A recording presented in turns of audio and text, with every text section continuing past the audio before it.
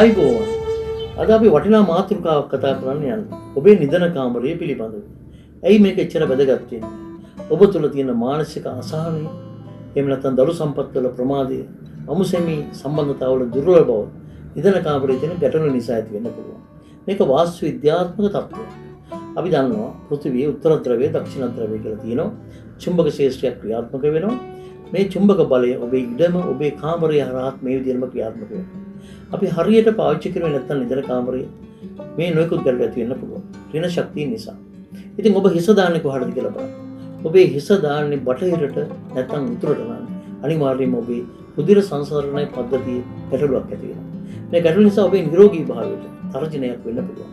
ඒ නිසා ඔබේ හිස දාන්න ඕනේ නිදන කාමරයේ දකුණු දිශාවට නැත්නම් නැගෙනහිර දිශාවට. ඒ වගේම ඉතාම වැදගත් දෙයක් තියෙනවා. ඔබ හිස දාන්නේ ඔබේ වැසිකිලි කාමරයේ දෙසට නම් ඒකත් ඍණ ශක්තියෙන් ඇති වෙන තත්ත්වයක්. මේක සුදුසු නෑ. එහෙමනම් ඔබ නැගෙනහිර හෝ දකුණු දිශාවට වෙනස් කරගන්න බලන්න සුදුසු ආකාරය. තවත් දෙයක් තියෙනවා. සමහරවිට ඔබ තාමත් විවාහ වෙලා නැතුව ඇති. ඔබ විවාහ ප්‍රමාදයට ලක් වෙලා ඉන්න තරුණයෙක් නැත්නම් තරුණියක් නම් ඔබ නිදා ගන්න එපා කාමරේ දොර දිහාට පාද දාලා. ඒක අසුබ ශක්තියෙන් ඇති කරනවා. ඒ වගේම ඔබ නිදාගත්තට පස්සේ ඇඳේ නිදාගත්තට පස්සේ කණ්ණාඩියකින් ඇඟ පේනවා නම් මෙන්න මේකත් විවාහ වෙන්න ඉන්න අයට අසුබ බලදායක ශක්තියෙන් ඇති කරන බව කියනවා. ඒ නිසා කණ්ණාඩි තැබීම ඊතරම් සුදුසු නෑ. පාද දොර දිහාට දාලා නිදා ගන්න එකත් සුදුසු නෑ. තවත් ඉතාම වැදගත් දෙයක් තියෙනවා. ඒ තමයි ඔබ සහ ඔබේ බිරිඳ ප්‍රධාන නිදන කාමරයේ නිදා ගන්න විදිය. සමහරවිට ඔබේ කල්පනා කරලා බලන්න සැමියාගේ වම් අත පැත්තේද දකුණු අත පැත්තේද බිරිඳ නිදා ගන්න කියලා. මේක වඩාත්ම හොඳින් පැහැදිලිව කියනවා නම් ඔබ කල්පනා කරලා බලන්න මගුල් පෝරුවේදී මනමාලයාගේ කොයි පැත්තද හිටියේ කියලා. මනමාලි හැම වෙලාවෙම මනමාලයාගේ වම් අත පැත්තේ තමයි හිටවන්නේ. ඒක ආයුර්වේද විද්‍යාවේ තියෙන ශාස්ත්‍රීය දැනුමින් එන දෙයක්.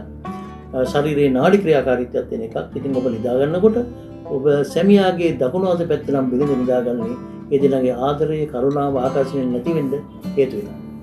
සැමියාගේ වම් අත පැත්තේ බිරිඳ නිදා ගන්නවා නම් ආදරය, කරුණාව, ආකර්ෂණය වැඩි වෙන්න හේතු වෙනවා. මේ ගැන හිතන්න. මේ විදිහට නෙවෙනව නම් අද මේ නිදා ගන්න විදිය, හිස දාන විදිය වෙනස් කරන්න.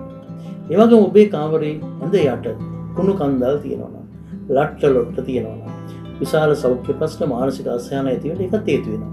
මේ පිළිබඳව හිතන්න. තවත් දෙයක් තියෙනවා. ඔබේ නිදන කාමරේ ඇඳ ළඟින්ම විදුලි රැහන් ගමන් කරනවා නම් චුම්බක ශේෂ්ත්‍රයක් ක්‍රියාත්මක වෙනවා.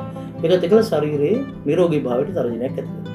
සමහරට ඔබේ ඇඳ යට පොළොවේ යටින් ජලනල පද්ධතියකින් ජලය ගමන් කරනවා නම් පිළිකා රෝගයක් වෙන්න ඒක හේතු වෙන්න පුළුවන්.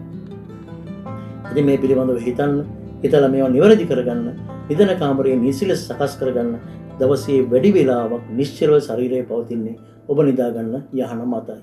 ඉතින් ඔබට සුබ දවසක් වේවා. සුබ අනාගතයක් වේවා.